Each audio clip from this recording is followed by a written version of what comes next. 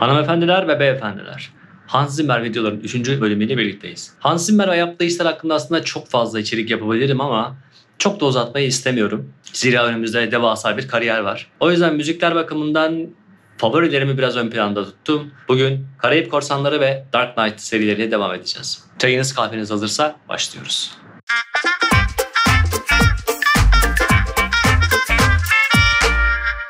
What do I do? What does the composer do? Şimdi Hans'ın böyle söylediğine bakmayalım. O, bir bestecinin ne yapması gerektiğini en iyi bilenlerden. First of all, look, to this day, I've done 100 movies or something. I still go, so why are we having music because a man's walking down the street? It doesn't quite make sense. I suppose movies are dreams, and I think in a dream you can have music. You try to set a tone, you try to find colors, what you see on the screen. They want something fresh, they want something original, and, so do I. So what do I do? Talking to the director helps. I like hanging out with Gordon. We sit down and we're writing actually with him around. Parallel conversation is going on. I am thinking of. Hans Zimmer Karayip Korsanları serisine nasıl dahil olduğunu anlatırken bazı itiraflarda bulundu. Karayip Korsanları projesinden aslında ilk 3 filmin yönetmeni olan Verbinski'nin The Ring, Halka filmine çalışırken haber olmuş. Ki Halka filminin müzikleri de Hans Zimmer'e aittir. Karayip Korsanları filmi aslında ilk önce film müziği bestecisi Alan Silvestra'ya gidiyor. Yalnız Verbinski ile aralarında bir anlaşmazlık oluyor ve daha sonra projeden çekiliyor. Filmin IMDb sayfasına bakarsanız Alan Silvestra'nın adını da görebilirsiniz. Yalnız unused music, yani yaptığı müzikler kullanılmamış. Ki Alan Silvestra benim film izlediği dünyasında favori isimlerimden biridir. Çünkü Alan Silvestra ile aramda duygusal bir bağ var açıkçası. Daha önceki videolarımdan bir tanesinde Geleceğe Dönüş filmindeki Marty McFly karakterinin evini ziyaret etmiştim, hatırlarsınız. Orada da bu durumdan bahsetmiştim. Geleceğe Dönüş'ten Marty McFly'ın evindeyim. Bu filmin 2. bölümünün müziklerini ben tekrar baştan yapmıştım.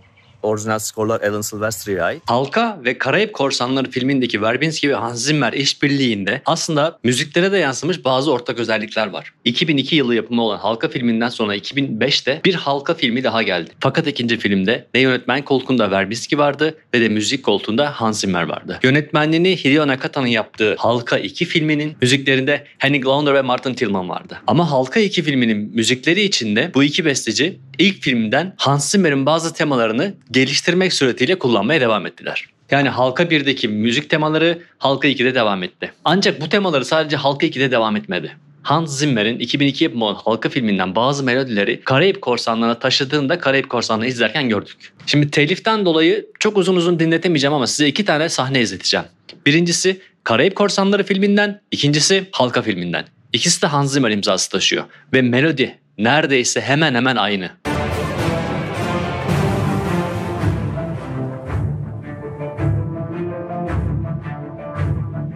...2002 yılında Hans Zimmer tarafından bestelenmiş olan bu melodinin... ...2003 yapımı olan Kurtlar Vadisi'nden Cendere müziğine benzetiyorsanız çok abartmayın bence. Öyle bir şey yoktur herhalde. Bu bir rastlantı olsa gerek, değil mi? Neyse, biz konumuza geri dönelim. Karayip Korsanları'ndayız. İlk filmin müzikleri çok başarılı olup da filmin kendisini de aşınca... Hans Zimmer ikinci film için kontrat alanını boşaltıp işin başına geçti. Orkestrasyonda ve tempoda ilk filmi aşamasa da filmin ruhuna uygun yepyeni besteler yaptı. İkinci film aslında bir nevi ilk filmin müzikal anlayışının tekrarıydı. He's a Pirate melodisi ve Tiesto'nun sonradan yaptığı remixler Hans Zimmer ve Klaus Badelt ikilisine yepyeni kapılar açtı. Hans Zimmer filmin müzikleri hakkında şöyle diyor. Müzik yazmayı ve yeni temalar bulmayı seviyorum. İlkinde stil çok hızlı bir şekilde yerleştiğinden ve sonradan aniden bir şeylerin içine düşmeye ve müzikal bir şekilde yeni karakterleri tanımlamaya başladığınız için işler daha da zorlaşıyordu. Sonra tekrar akmaya başlar ve yeni fikirler edinmeye başlıyorsunuz. Ve Hans şu şekilde devam ediyor. Ben korsanları her zaman rock and roll müzikleri olarak gördüm. Çünkü korsanlar bir bakıma geçmişin rock and rollcularıydılar. Karayip Korsanları Siyah İnci'nin Laneti filmine geldiğimiz zaman Hans Zimmer aslında o sırada The Last Samurai, Son Samurai filmi üzerine çalışıyor. Ve bu film için anlaşma yaptığında o sırada başka hiçbir film üzerine çalışmadığına dair söz veriyor. Fakat Verbinski yine Hans'ın yanına geliyor. Ve Karayip Korsanları Siyah İnci'nin Laneti'nin müziklerini yapmasını istiyor. Hans Zimmer müzikleri yapamayacağını söylüyor. Ve işi tekrar Klaus Badelt'e vermek istiyor.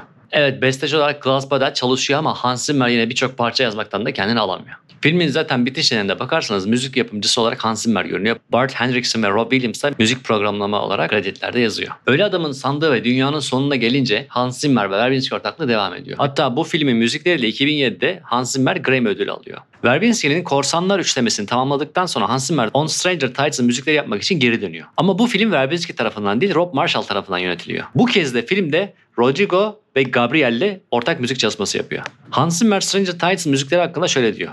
biraz Latin etkisi olabileceğini düşündüm. Yıllardır Meksikalı gitaristler Rodrigo ve Gabriela'nın büyük hayranıyım ve onlara gelip bizimle çalıp çalmak istemediklerini sordum. Bu film içinde yer aldığı müzik dünyasının bir parçası oldukları için onlarla gerçekten harika vakit geçiriyoruz diyor. Karayip Korsanları'nın ilk 4 serisinin müzikleri Hans Zimmer yapmasına rağmen 5. film olan Dead Man Tell No Tales için besteleri yapmak üzere Hans Zimmer yerine Geoff Zanelli geliyor. Hans Zimmer'ın Karayip Korsanları ile işi bittiğine göre bizim de şu an için Karayip Korsanları işimiz bitti. Gelelim bir diğer harika seriye, The Dark Knight. The Dark Knight filminin müzik serüveni de Karayip Korsanları'nı aratmayacak seviyede hareketli ve güzel. You know, and there's like a question in that. As soon as you change one note underneath, right? Oh, suddenly we got hope in there. The Dark Knight üçlemesinin film müzikleri tamamen elektronik ve orkestral elementlerin bir araya geldiği eşsiz bir skor örneği. Tabii ki elektronik soundlar deyince atmosfer tasarımları da buna dahil ve işin arkasında ciddi bir teknoloji var. Ve stüdyosundaki bu teknoloji için Hans'ın uzun zamandır çalıştığı bir isim var. Mark Wary. Mark Wary aslında İngiltere'de Sound on Sound dergisi için çalışan, 2002 yılında Steinberg'in Cubase yazılımı için bir kitap yazarken bu konuda Cubase'i en etkili kullanan isimlerden biri olarak düşündüğü Hans Zimmer'le bir röportajı sırasında tanışıyor ve daha sonrasında onun stüdyosunda çalışmaya başlıyor. Bu arada Hans Zimmer'dan bahsederken Cubase'den bahsetmemek de olmaz. Film müzikleri bestelemek için benim de iki favorimden biri olan Cubase ki diğeri Nuendo'dur, ikisi de Steinberg ürünü. Hans Zimmer'in dokunuşlarıyla ve fikirleri gerçekten zirveye çıkmış bir yazılım. Bugün Steinberg Cubase'i geliştirmek için Hans'tan ciddi fikir yardımları alıyor.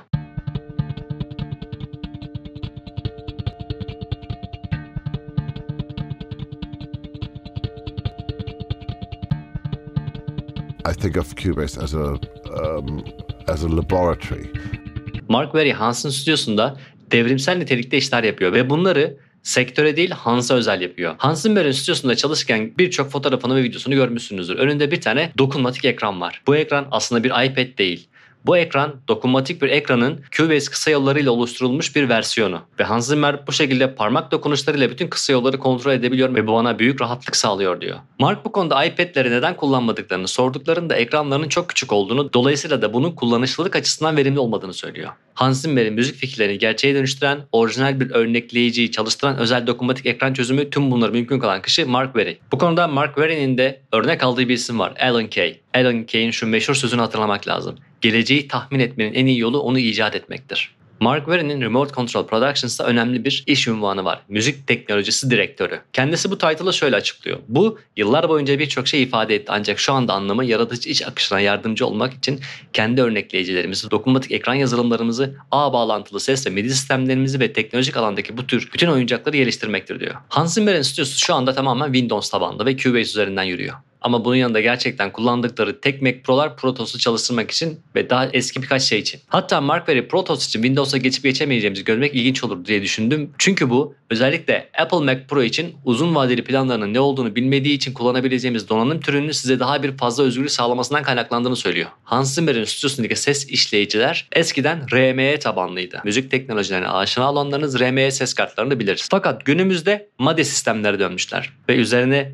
İlk eklemeler yaptıkları sistem 2006'da Windows XP tabanlı bir dokunmatik ekran. Hatta Dark Knight Rises filminin müzikleri için Hans Zimmer Cubase'i Windows 7 tabanlı bir sistemde kullanıyor. Hans Zimmer bu sistemden daha öncesinde Giga Studio'sunun üzerinden yürüyor bütün işlerinde. Hatta Pirates of the Caribbean 3 filminde tamamen Giga Studio temelli bir MIDI altyapı oluşturuyor.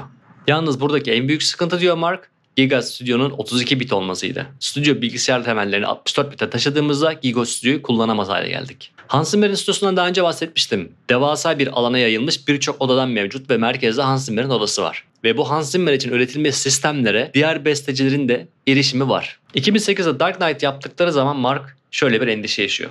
Bu ses ağını ilk kez o zaman yapmıştım. O zamanlar Tanrım umarım işe yarar diye düşündüğümü hatırlıyorum. Çünkü işe yaramasaydı biraz mahvolmuştuk. Elbette ki bütün bunlar Hans Zimmer'e yaratıcılığı konusunda bir avantaj sağlıyor. Örneğin Dark Knight Rises'da bir gece şöyle demiş. Tutulan bir akorun tüm notalarını tek bir perdeye toplayan bir fader kullanmak mümkün müdür? Mark ne yapmış? 1 saat içinde temelde bunu yapabilecek küçük bir eklentiyi sample'a yazmış. Programlama dili böyle bir şey. Şimdi tekrar Dark Knight müziklerine dönelim. Dark Knight Rises filminin elektronik altyapısında bir tane synth'i var ki çok ön plana çıkıyor. Zebra.